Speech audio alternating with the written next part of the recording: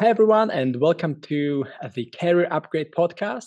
I'm really excited because today I've got a special guest here who is Jossie Haines. So please welcome Jossie. Yeah, it's so Um, great to be here. Thank you. Jossie, you are the VP of Software Engineering at Tile, and I know that you grew the team just in the last few months by 40%. So you increased the size of the team significantly. So it must be really an exciting journey, right? So Mhm. if we get back to the beginning of your career, how did you actually start your career? What was your career path? Yeah, so I've been in the tech industry now for 21 years. And so I actually didn't think I was going to go into tech originally. My parents wanted me to be a doctor. So my undergrad degree is actually in chemistry and material science. But I realized around my junior year that I had zero interest in either becoming a doctor or going to grad school at that point. So I got a job as a technical consultant for PricewaterhouseCoopers. And so they sent us to a 3-month boot camp in Florida to teach us how to code. They actually sent me out here to the Silicon Valley, where I currently live, for a week-long training on a technology that doesn't exist anymore called Broad Vision. And I fell in love. Pretty much the weather was amazing. This was the middle of the dot-com boom. This was 1999, and it was just like technology was booming here. And so I asked PricewaterhouseCoopers if they'd transfer me out here, and they said no. So I said, okay, fine. I started interviewing for jobs at little .com startups, and got a job actually as a web developer for now very much non-existent startup. And so in February 1st of 2000, I moved out here, and knowing one other person pretty much in California, and started my tech career. And so that's actually how I got started. Oh wow, that must have been exciting, and that was right before the dot-com bubble, right? Yes, yeah. So it was a very interesting time because it was like the peak and then boom, everything kind Mm. of blew up a few years after I came here. So yeah, it was a very fascinating time. But I remember going to like Mozilla's launch party, and like Wow. that was just amazing to me, just to be like, oh my gosh, it feels like I'm in the center of like this new technology world. It was pretty cool. Mm. And now you still live in the San Francisco, right? In the Bay Area. Yeah, so I So, live in the South Bay, mhm. but yes, so I live in the Silicon Valley, been here now for 21 years. So except for a year where I moved back to Florida after my mom passed away, I've pretty much lived here. So I tell people I've now lived in California longer than I've lived anywhere else in the world. So I'm pretty much a Californian, I think. Practically, yes, indeed. And San Francisco is really an exciting a destination, right, for developers, and not just to travel there, but even to work remotely. So I will touch upon this a few times, I guess, in the next few minutes. So that's certainly interesting. And what happened later after, say, 2005, 2010? What kind of projects did you work on? Yeah, so I worked at a couple startups, and then the economy blew up, and I got laid off, and I ended up getting a job at Sun Microsystems before they were bought by Oracle, and I worked on the Java download infrastructure for a while.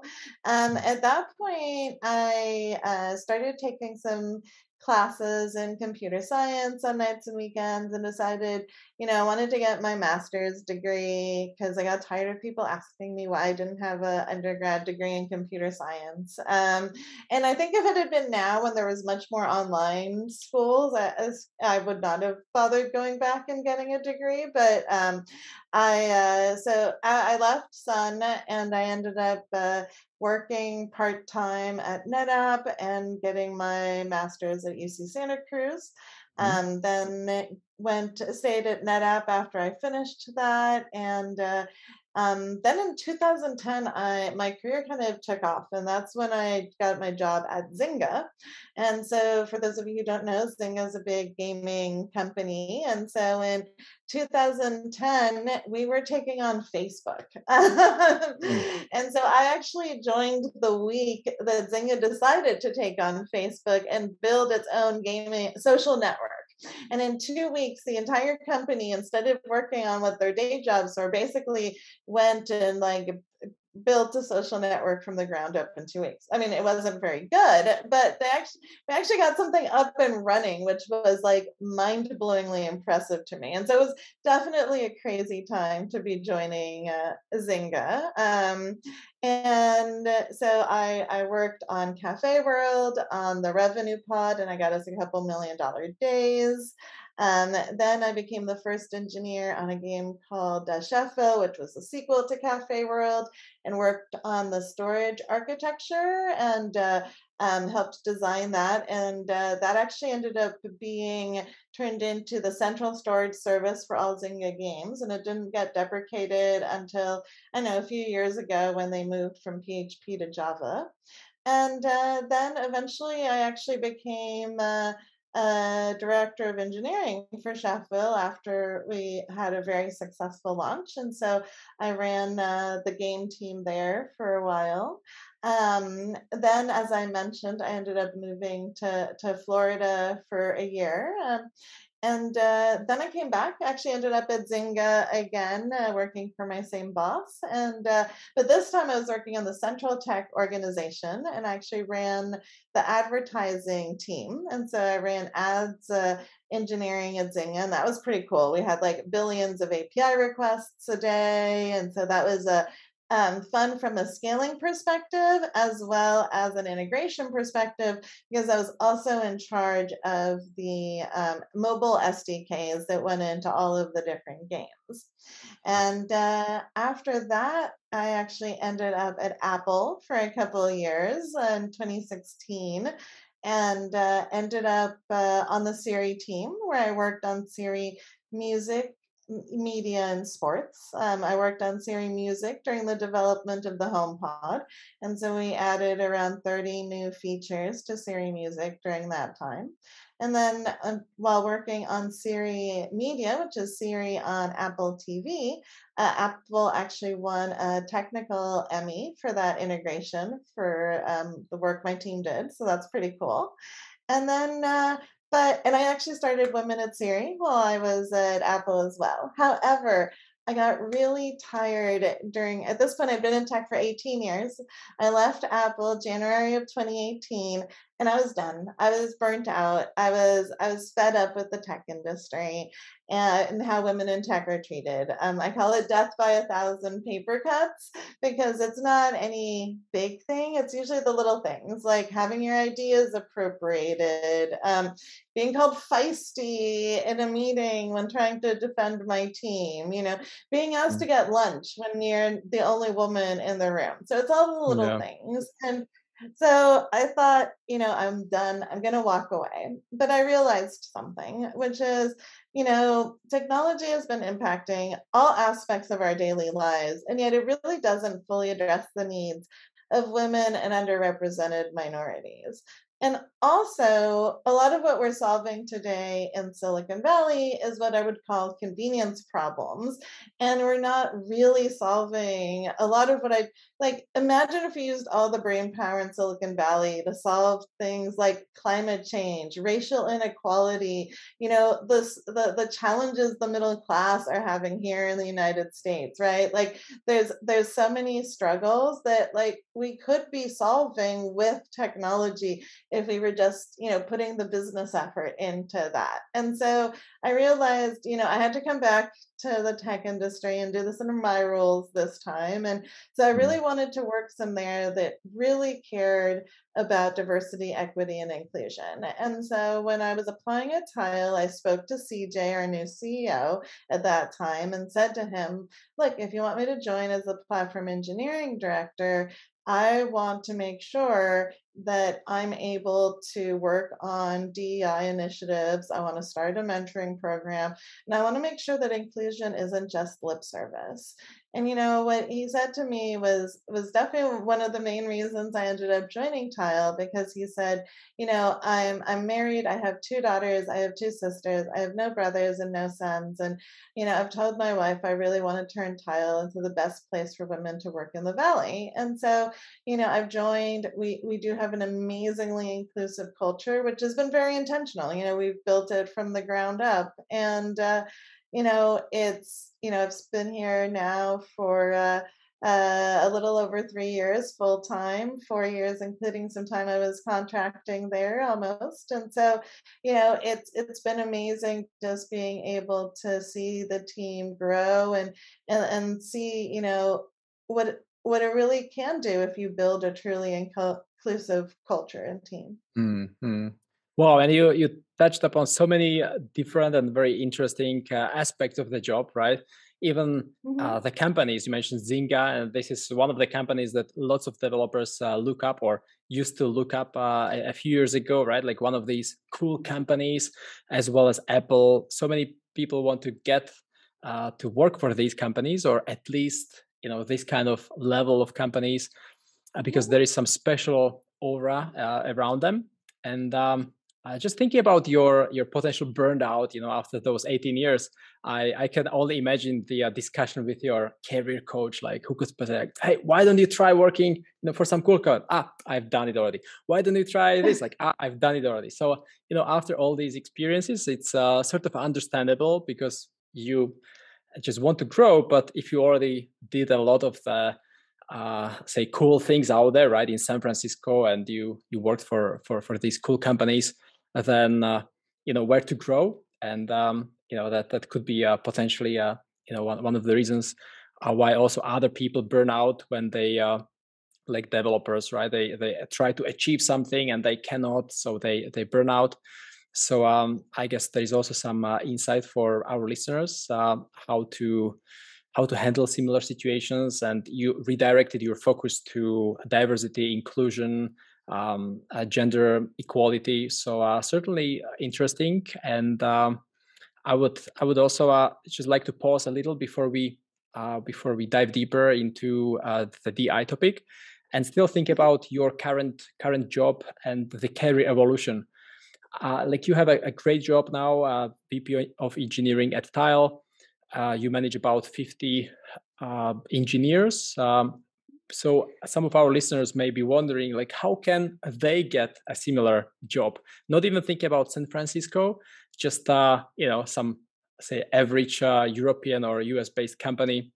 How they can get to an interesting position such as this one? What would be your career advice? Network. Oh my gosh, it's like the one piece of career advice I feel like keep having to give people, because it truly is. Like, outside of, I think, my first two jobs here, actually no, outside my first job here, every other job I've pretty much had is through a connection in some way, shape, or form. And so the value of networking and just how it can help you get roles is powerful. And so how can you do this, right? First, find those companies you want to work at. Follow them on LinkedIn. Go look for their employees who work there. Follow them on LinkedIn.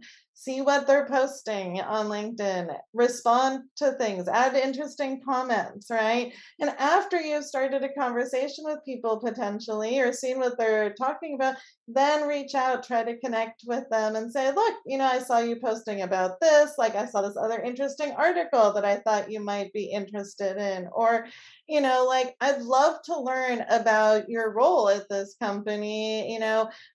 This is like my dream. Guess what? People want to like to talk about themselves at the end of the day, right? And it's really hard to hire good people right now. And so if somebody hits me up and says, like, hey, I'm interested potentially in working at your company and we have roles available, I'm usually like more than happy to talk to people, because like we need people. So don't think that, like, it's a bad thing to reach out to people. And so and you know what? What's the worst thing that can happen? Somebody says no. Somebody like doesn't respond, right?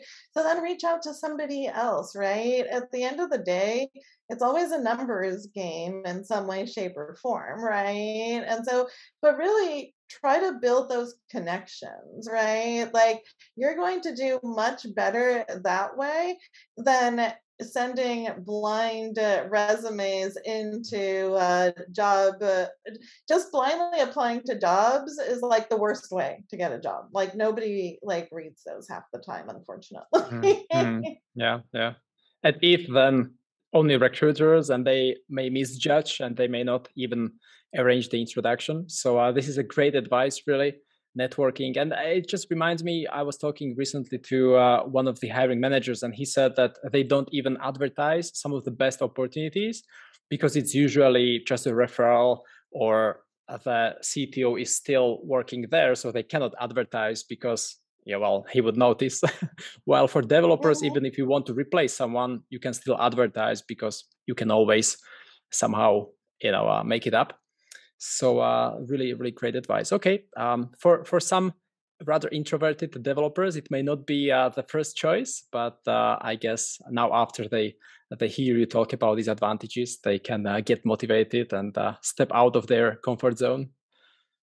And I'm a total introvert, by the way. Like, you might not realize this because I do a lot of public speaking, but I used to be the shyest person. If you knew me 20 years ago, yeah, yeah, total introvert. So, this Mm, is a skill that you can develop and grow and learn and get good at, right? And it really is going to impact your career as you keep going in this industry. So, very cool, very cool. So true. Yeah, indeed. So now after these 18, 19 years down the road, is there anything you would like to give, like advise yourself? Like what would be the advice you would give yourself, say back as if you were 18, 19, 20-year old? so first start networking more a lot sooner, right? As a especially as a woman in tech, you feel very much as the only one in the room Mm, as you go up in your career. And you really need a support network to really get through that. And so, network isn't just about finding roles, it's really about having a support structure to get you through all this. The second piece of advice is don't worry too much about hitting the top or getting to the next level, right? Like, I think a lot of people think one's career goes up like this and like, a line, but really it's like this ups and downs and it waves a little bit and maybe you go backwards sometimes and that's okay, right? Like it like yeah, I mean if you had told me like 20 years ago that I would be doing a ton of public speaking and stuff and that I'd be a VP of engineering somewhere, I'd be like, what are you talking about? impossible. And yeah, and so realize that, and I mean, even 5 years ago, I'm not sure I really wanted to be a VP of engineering. And so, your goals and ambitions are going to change. And so honestly, the most important thing is having that growth mindset and really realizing that anything that you might consider a mistake is really a learning opportunity. And so, really treat it that way. And then, the last piece of advice I'd really give my younger self is build resilience. And in there I really include things like self-care and really learning to speak up for yourself and say no, and especially, women in tech, struggle. Like I said, it's death by a thousand paper cuts sometimes. And part of the reason why it's so hard is because we're raised to be perfect. But there's a great book by Rishma Shajani, the founder of Girls Who Code, which is called Brave Not Perfect. And so really, building resilience and being brave is definitely the other piece of advice I would give my younger self. Very cool. Very cool. Also the self-care. Also the self-care is just reminds me how Yes. important it is to take care of ourselves. And it just for us in IT, it's so natural to take care of our laptops and other devices, right? Like we keep polishing them, but then we keep sitting behind the desk for 18 hours a day, right? And we are destroying our back and we just don't see it. So definitely beneficial to keep it in mind and start doing something rather proactively. Yeah, well, and especially as a leader, it's even more important because the only way you're going to really be able to empower and help others and help your team is if you really slow down and take the time to take care of yourself. Because if you're emotionally drained and burnt out, you're not going to be making good decisions, and you're definitely not going to be able to have the empathy you need to be successful at your job. And especially now with COVID, there's so much change going on in the world, and people aren't used to change. We're, as a society, humans as a race are change averse. And so, to have all this change happening means that for leaders and managers, implementing any changes is even harder than ever. And so really it's the level of empathy we need now is more. And so self-care is even more crucial than it was than ever before. So true. So true. Cool, cool. Now coming back to also what you mentioned just a while ago with regards to the diversity, inclusion. Mhm. What are your thoughts on this when it comes to IT and how can we do a better job? Because everyone has some biases, right? And I'm in tech recruitment, and I see firsthand how hiring managers reject candidates here and there, even though they are supposed to not discriminate anyone, but it just happens. So how Mhm. can we do it in a better way? Yeah. Well, unfortunately, the tech industry has been talking about this for over 20 years, and the needle hasn't really moved. And we're actually potentially with COVID in a diversity recession because women are being impacted more and are leaving the workforce more now than ever. And so there's like, I think there's less women in the workforce now than compared to like, I think like the 60s or something in the United States. And that's harmful in multiple ways, especially if it's women in leadership positions leaving, because then people getting into the industry don't see anybody above them that looks like them that they can look up to. And so it's really crucial that we're really thinking about this. And the challenge is that really it's each and every manager has to care about this and realize it's on them. They're the ones doing the hiring. They're the ones setting the team cultures. They're the ones giving the feedback at the end of the day. And so it's really on, it can't just be like the executives who care about this or one person on HR who cares about this. Like each and every leader in a company truly needs to be aligned with thinking about inclusion. And so when I think about rolling this out, I really think about DEI from three pillars.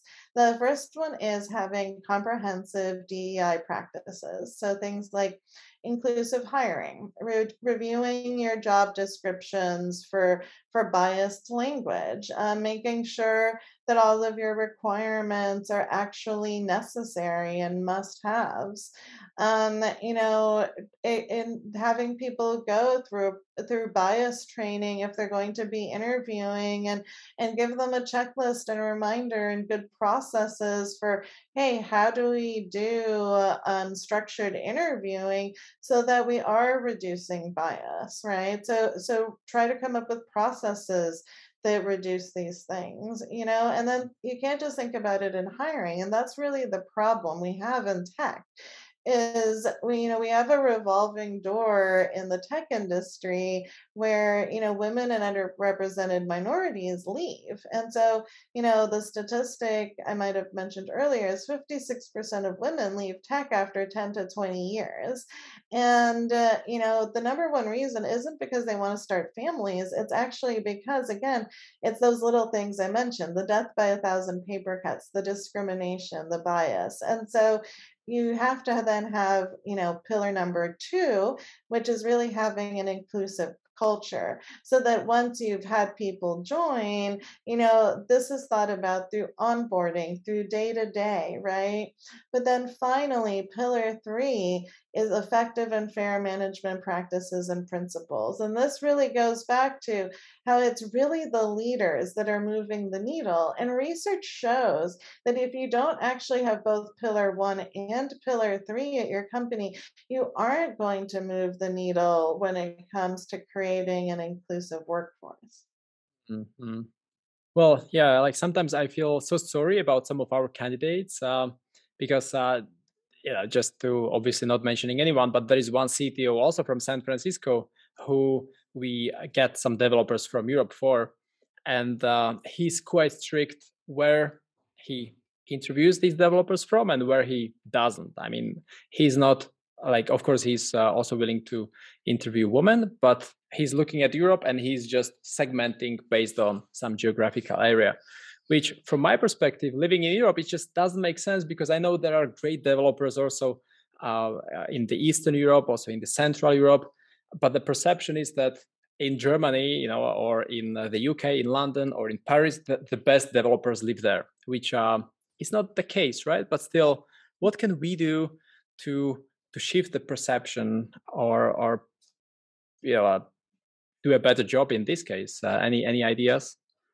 Well, part of it is speaking up, right? Mm-hmm. Like, part of it is, the education piece, right? Like, that's why I'm so active in talking about these things, because at the end of the day, if we don't speak up and say something, like, things are never going to change. And so, and it's about coming at it with curiosity, right? It's not about telling somebody like, you're wrong, right? But saying like, hey, have you considered these other developers? And it's like, like, hey, have you thought that maybe there is potentially some bias? You might get some better devs, right? And, you can always go back to this isn't just a nice to have, right? At the end of the day, this actually helps your business and bottom line. Diverse and inclusive teams are shown to get better profits. They're shown to survive more during recessions. They come up with better products. And so, it's not, at the end of the day, it's not just a nice to have. Like, this impacts your company's bottom line. Mm-hmm. It's a great idea to connect it with the bottom line. This is something I haven't done in the past with this particular CTO. So I guess I'll think this through, and I'll use it as an argument next time. Okay, and now also thinking about what you mentioned a while ago with regards to the convenience problems that some of the startups solve in the United States, in San Francisco. I mean, also in Europe, but probably more in the Bay Area. How can developers work on some meaningful projects? How can they make the world a better place and not just work on some boring websites or some marketing pages or whatnot? Yeah, I mean, well, first, there are companies out there doing amazing things, right? So while my comment is a little like off-putting potentially, but the reason I say it is there is so much of a focus on convenience problems, right? Like, I think there's a startup that gets people quarters in San Francisco so they can do their laundry, right? Like, there's a startup for pretty much everything. And so, if you care about this stuff, there are companies out there trying to solve these problems, right? There are companies out there that are mission driven, trying to solve the education space, so go on places like Angel Lists and look for startups starting these things, right? Like find, start something yourself if you're really passionate and interested in these things, and you have the ability to, right? Like I think, it's especially with the evolution of no code now, like I think it's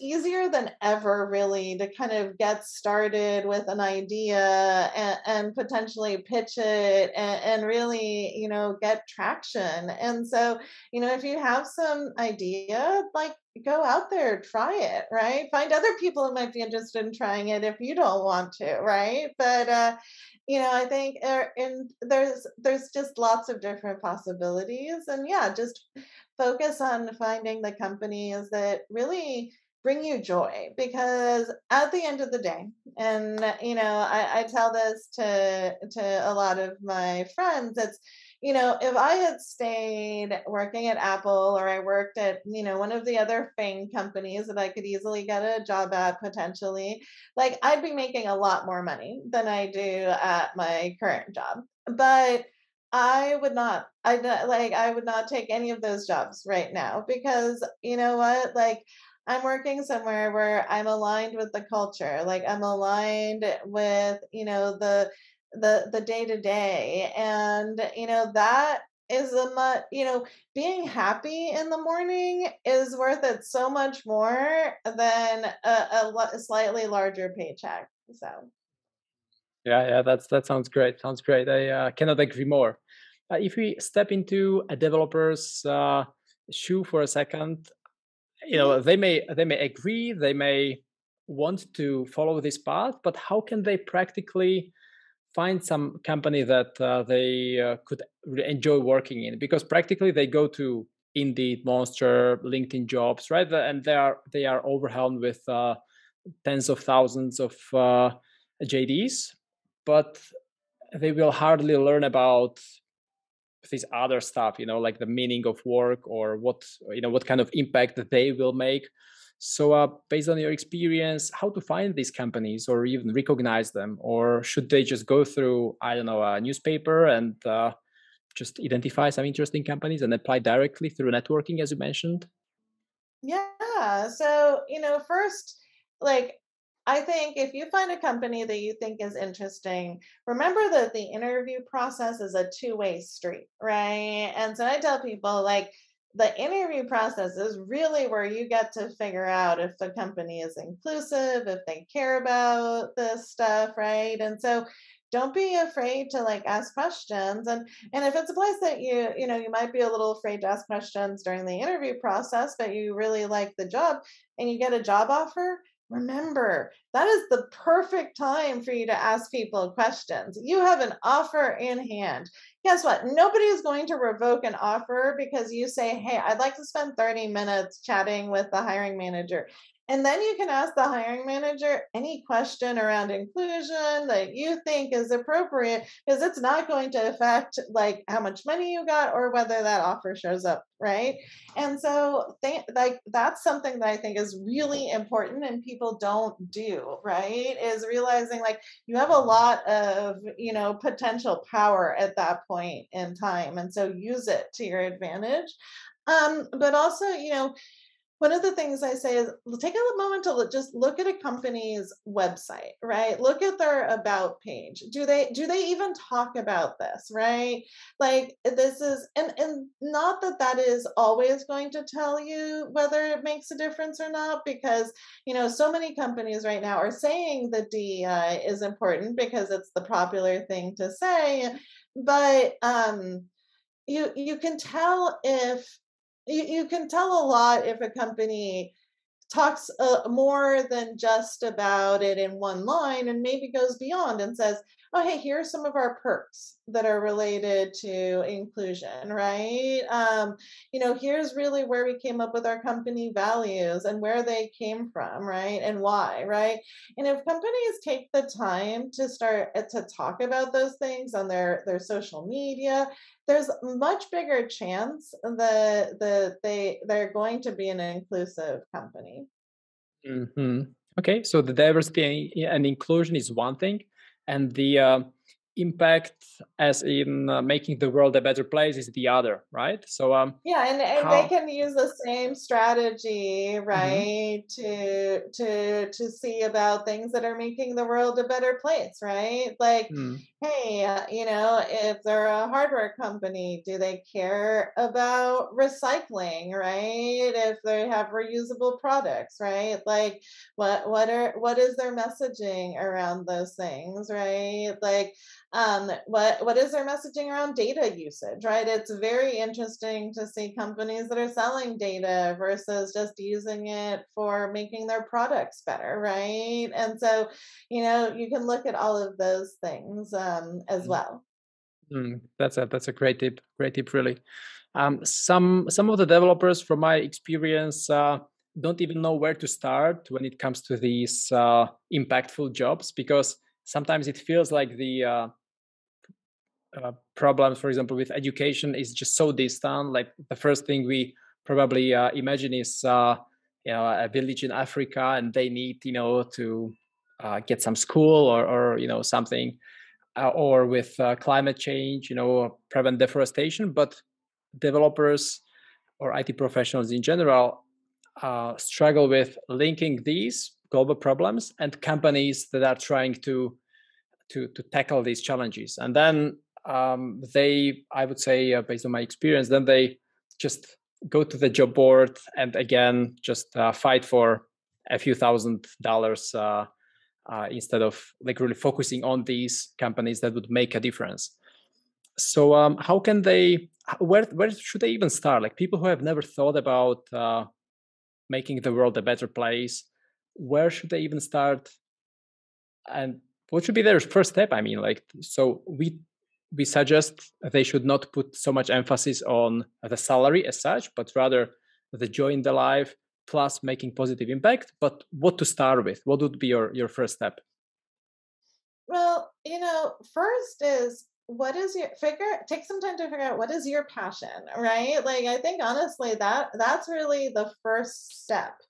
And for me, now that I have my mission, and you know what, it took me 20 years to figure out that I had a mission, by the way, or 18 years to figure out I had a mission. So it's not like this like randomly dawned on me with like my first day out of my job. Just take that as a no, right? But part of it is like once I really realized like my mission, like I've been so much happier, right? Because everything I do is really tied and aligned to that. And so, I would hope, I hope some people, it doesn't take them 18 years to figure out these things. And you know what? If you have a passion for making the world a better place, like figure out what areas interest you, right? And realize like there's a lot of problems in the world. So you don't have to solve all of them, right? I think sometimes it's like, oh my God, I need to solve climate change. And it's like, no, like how can you solve one part of it potentially? Like I've seen some really fascinating projects around like, how to grow food in built like high scale buildings and stuff, right? And it's just like, oh, that's fascinating, right? Like, and that might solve one part of it, but guess what? If people solve their own different little parts of it, we are all that work together will make things better, right? And so Mhm. I think part of it is also not feeling overwhelmed that you have to tackle some like crazy huge problem, right? Like, hey, maybe in 10 or 20 years, maybe you do want to solve some crazy huge problem, but you can start small. Like, start Mm. with something in your neighborhood if that's, if you want to get interested in it, right? Like, what is something you can do in your own backyard, and start there. Like, do research on, like, what are some of the challenges in your own neighborhood, in your own, country, in your own town, and see how you can apply technology, or if people are applying technology and you can help them with it, right? Mm.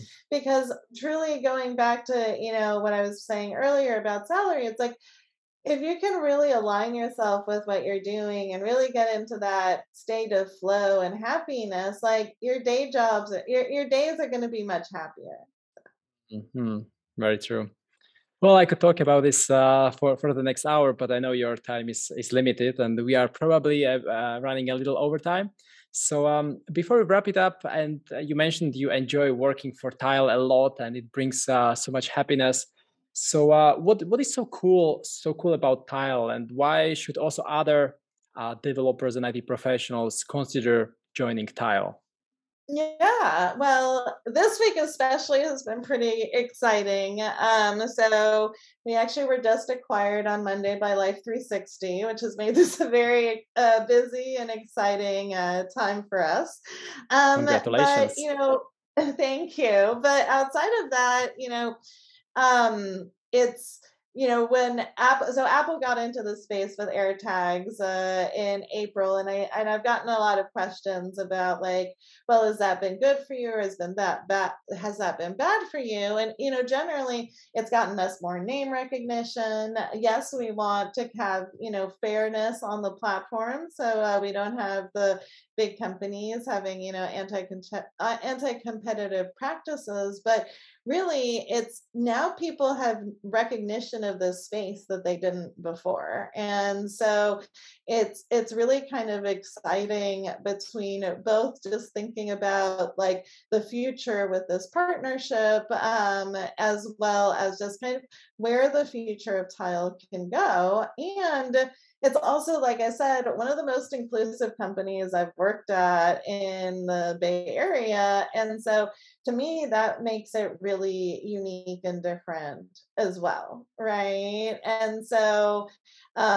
it's it's yeah, it's and then one of the other things, which I think was, when I joined, I was like, how complicated can this little Bluetooth tracker be, right? like really, like, how hard can it be to make this thing work?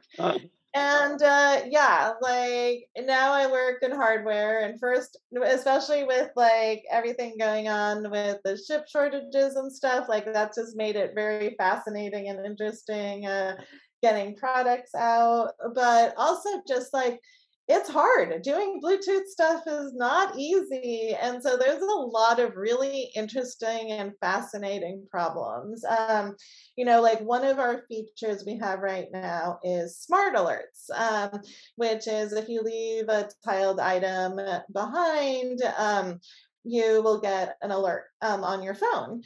But, like, what if we made smart alerts, like, really smart, right? Like, we could apply some machine learning to it and really be like, oh, you usually don't take your laptop to the gym, so we're not going to give you a smart alert if you leave your laptop when you go to the gym. But, oh, if it's 9 a.m., we're definite, and you always take your laptop with you, we can always send an alert. So, there's Mm. ideas like that. And then, just like, there's just so many potential other opportunities as we keep growing.